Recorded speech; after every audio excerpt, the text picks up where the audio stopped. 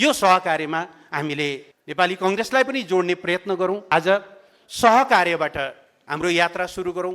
त्यो पनि जे मुद्दाहरूमा मिल्न सकिन्छ विश्वास बिल्ड गर्दै जाउँ।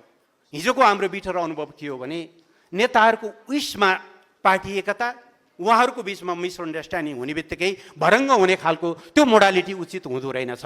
तलबाट जग बसाल्दै गयौँ भने भोलि ठुलो भूकम्प आउँदाखेरि पनि नबत्किने खालको एकताको बाटोमा ढिलो चाँडो हामी पुग्नुपर्छ।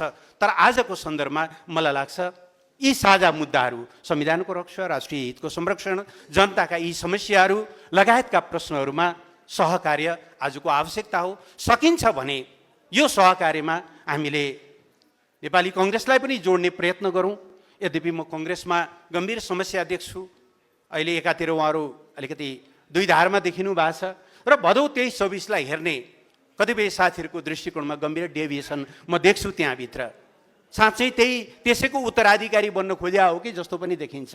त्यसो हुँदा कति सहकार्य हुन्छ उहाँहरूसँग, तर पनि प्रयत्न गरौँ। किनभने समस्या खालि कम्युनिस्ट आन्दोलनको सङ्कटको मात्रै छैन, सङ्कट समग्र राष्ट्रको, समग्र लोकतन्त्रको सङ्कट भएको हुनाले यो सहकार्यलाई फराकिलो बनाएर जाउँ।